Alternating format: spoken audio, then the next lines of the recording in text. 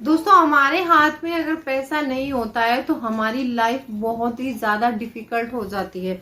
इंसान कितना भी कमाता हो, अगर उसके पास कुछ भी सेविंग नहीं होती है तो उसकी जिंदगी जीना बहुत ज्यादा मुश्किल हो जाती है और भारी समस्याओं का सामना करना पड़ सकता है।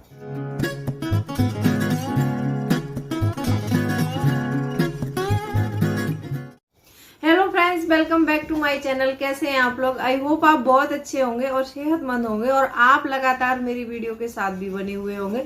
दोस्तों, आज की वीडियो में हम जानेंगे कुछ ऐसे तरीके पैसे बचाने के जो हर इंसान को जानने ही चाहिए। दोस्तों, वीडियो बहुत इंटरेस्टिंग होने वाली है तो वीडियो के अंत तक जरूर बने रहिए। और अभी तक आपने चैनल को सब्सक्राइब नहीं किया है तो आपसे एक नम्र निवेदन है, सब्सक्राइब कर लीजिए अपने इस चैनल को और बेल आइकन को भी जरूर प्रेस कर दीजिएगा ताकि ऐसी ही इंटरेस्टिंग वीडियो की नोटिफिकेशन आपको मिलती रहे।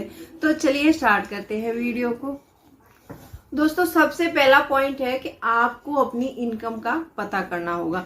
बहुत से लोग क्या होते हैं कि वो घर चलाते तो है, पैसा कमाते तो है, लेकिन उनको ये नहीं पता होता है कि उनकी इनकम कितनी है और उनका खर्चा कितना है। दोस्तों, कहीं भी इस बात को हम एक एग्जाम्पल से समझेंगे। मान लीजिए हम कहीं के लिए ट्रेवल कर रहे हैं, हम रेलवे स्टेशन जाते हैं। जब हम रेलवे स्टेशन जाएंगे तो रेलवे स्टेशन से जो टिकट खरीदेंगे वो हमको पता होना चाहिए कि हम कौन से स्टेशन तक जा रहे हैं और कितने टाइम में पहुंच पाएंगे यहाँ तक।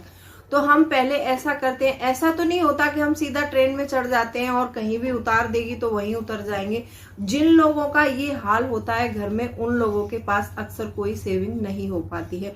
जो लोग अपने जो मनी है उसका जो भी फाइनेंशियल कंडीशन अच्छी होती है, उसका एक रीजन भी होता है कि जो लोग अपने घर को बजट से चलाते हैं और जो अपनी इनकम को और अपने खर्चों को लिखते हैं और वो जानते हैं उन सब चीजों के बारे में, उनके पास पैसों की कमी कभी नहीं होती है। पैसों की कमी उसी फैमिली में आती है जिनको ये फाइनेंशियल नॉलेज नहीं होती है कि हमारी इनकम कितनी है और खर्चा कितना है। जब इनकम और खर्चे में जो हमारा तालमेल बैठेगा नहीं तो ऑब्वियसली हमारी जो इनकम है हमारे पास ज्यादा नहीं होगी और सेविंग भी नहीं हो सकती है। तो आपको सबसे पहले अपनी इनकम को पता करना है कि हम कितना कमाते हैं और फिर उसके आधार पर आपको अपने खर्चे तय करने होंगे।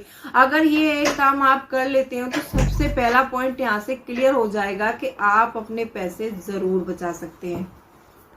तो जब यहाँ से आपका जो पैसे बचाने का सिलसिला यहाँ से शुरू हो जाता है, अब दूसरा पॉइंट आता है। दूसरे पॉइंट में आपको क्या करना है? हमने पहले पॉइंट में जाना कि अपने खर्चों को और इनकम को जानना है कि हमारी इनकम कितनी है और उसी हिसाब से अपने खर्चे तय करने हैं। अब दूसरे उसमें जानेंगे हम पॉइंट में कि हमको हमेशा अपने प्रोफाइल को मेंटेन करके रखना है। अब प्रोफाइल हम अपना कैसे मेंटेन कर सकते हैं?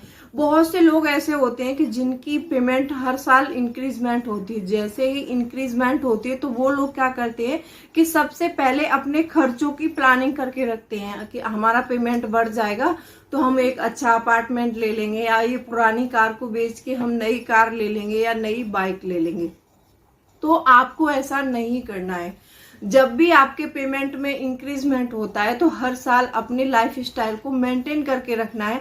ऐसा नहीं करना है कि हमारे पास पैसा आ गया तो हमने एक महंगा घर रेंट पे लेके रहने लगे। पहले हम मान लीजिए थोड़े छोटे घर में रहते हैं तो हमारे पास पैसा ज्यादा आने लगा तो अब लोग क्या कहेंगे कि ये छोटे घर में रहते हैं। लोगों का काम कहना है, लोग सिर्फ कुछ भी बोलते हैं, तो लोगों की बातों पर ध्यान नहीं देना है। आपको अपने प्रोफाइल को लो ही रखना है और अपने लाइफ स्टाइल को मेंटेन करना है। अपने खर्चे ज्यादा नहीं बढ़ाने हैं। आप वो जो भी पेमेंट का इंक्रीजमेंट होगा आप उसको अपने जो है सेविंग में बढ़ा दीजिए। जब हम सेविंग बढ़ा लेते हैं अपनी, तो जब सेविंग बढ़ेगा तो हमारी इन्वेस्टमेंट भी बढ़ेगी, क्योंकि पैसा हम इन्वेस्टमेंट भी तो करते हैं। तो उससे हमारा जो इंटरेस्ट आएगा उससे हमारी सेविंग और बढ़ेगी, हमारा पैसा और ग्रो होता चला जाएगा। अब यहाँ पर हमने क्या किया कि पैसे को बचाना शुरू कर दिया। जब पैसे को हमने बचाना शुरू कर दिया तो तीसरे नंबर पर हमको क्या करना है कि सेट योर गोल। आपको अपने गोल सेट करने हैं, क्योंकि हम किसी भी फाइनेंशियल फ्रीडम हो या फिर कोई भी चीज हो, अगर हम उसको पाना चाहते हैं तो हमें उसके लिए एक एक स्टेप आगे बढ़ना पड़ता है। जब हम एक एक स्टेप, छोटा छोटा स्टेप लेके चलते हैं तो हम किसी दिन एक ना एक दिन मंजिल तक पहुंच ही जाते हैं। तो 2 में सीखा हमने कि पहले खर्चों में तालमेल करना है, दूसरे में सीखा कि हमें अपनी लाइफ स्टाइल को मेंटेन करके रखना है, तीसरे में हम सीख रहे हैं कि हमें अपने गोल को क्लियर रखना है। जब हमारा गोल क्लियर होता है तो हम बचत खुद ब खुद कर लेते हैं। अब वो हमारा कोई भी गोल हो सकता है, बच्चे की शादी भी हो सकती है, बच्चों की शिक्षा भी हो सकती है, या फिर हमारा कोई मकान लेना है, हमको कोई कार लेनी है, कुछ भी करना है, उसके लिए हमें एक गोल सेट करना ही होगा। जब हमारे गोल सेट कर लेते हैं तो उसके लिए बचत करना बहुत आसान हो जाता है। हम वाकई में अच्छी तरह से पैसा बचा सकते हैं, क्योंकि हमारे सामने अगर गोल होता है तो हमें पता होता है कि हमें इतना खर्च करना है, इससे ज्यादा खर्च नहीं करना है। तो आपको भी ऐसा ही करना है। अब चौथे पॉइंट में आपको क्या करना है, आपको एक अपने घर का बजट बनाना है। बहुत से लोग होते हैं कि अपने दिमाग में बजट बना लेते हैं कि हमने इतना दिमाग में बजट बना लिया, आगे से हम इतना ही खर्च करेंगे। लेकिन जो ये हमारा दिमाग होता है ना, ये बहुत छोटा होता है, इसमें सारे खर्चे हमारे फीड नहीं हो सकते, सारा सब कुछ मेंटेन नहीं हो सकता है। हम 2 दिन याद रख सकते हैं, 3 दिन, लेकिन 1 हफ्ते के बाद हम सारा भूल ही जाएंगे। तो आपको एक मौखिक नहीं, आपको एक लिखित बजट बनाना है, और वो बजट अपनी इनकम के हिसाब से बनाना है। अगर इनकम के हिसाब से बजट बना के चलेंगे तो आपका पैसा जरूर बचेगा, और ये आपको जरूर करना है। अगर फाइनेंशियल फ्रीडम पाना है तो आपको ये बजट बनाने वाला सबसे पहला प्रोसेस होता है, सब आपको ये करना ही है। मैंने बहुत सारी सैलरी के अकॉर्डिंग बजट दे रखा है अपने जो चैनल में कि आप कैसे अपना बजट बना सकते हैं। जिनकी सैलरी 10,000 है, 20,000 है, बहुत सारी बजटिंग की वीडियो वो आप मेरे चैनल में आकर देख सकते हैं। बजट बनाने के बाद आपको सबसे पहले 50% अपनी उसमें लगाना है, जो है दैनिक आवश्यकताओं पर खर्च करना है, और अपना 30% अपने वांट्स के लिए रखना है, और 20% आपको हर मंथ में सेविंग करना है। और वो सेविंग किए हुए पैसे को आपको कहीं ना कहीं इन्वेस्ट जरूर करना है। आप उसको अगर इन्वेस्ट करते हैं तो पैसे से पैसा आपका बना रहेगा। दोस्तों, 5वां पॉइंट है मेरा कि आपको एक इमरजेंसी फंड जरूर क्रिएट करना है। अगर आपके पास इमरजेंसी फंड नहीं होता है तो कोरोना महामारी के दौरान आपने देखा होगा कि लोगों ने कितना सफर किया था। उस समय बहुत से लोग भूख प्यास से ही मर गए थे। तो ऐसा आपको नहीं करना, ये गलती से भी ना करें। चाहे आप सेविंग थोड़ी कम करें, लेकिन एक इमरजेंसी फंड अपने लिए 3 से 6 महीने का इमरजेंसी फंड जरूर रखिए। एक इमरजेंसी फंड का जो है अलग अकाउंट खोलिए, जिसका ना कोई कार्ड वगैरह कुछ नहीं होना चाहिए, ना चेक वगैरह कुछ नहीं हो। आपकी जो भी सैलरी है और आपके जो भी मंथ के खर्चे हैं, मान लीजिए आपके मंथ में खर्चे 20,000 के हैं, तो आपको क्या करना है, एक 3 महीने का इमरजेंसी फंड बनाना है, जो हमारा 60,000 बनेगा। 60,000 रुपए आप अपने उस अकाउंट में डाल दीजिए, जो 3 महीने का इमरजेंसी फंड होगा आपका।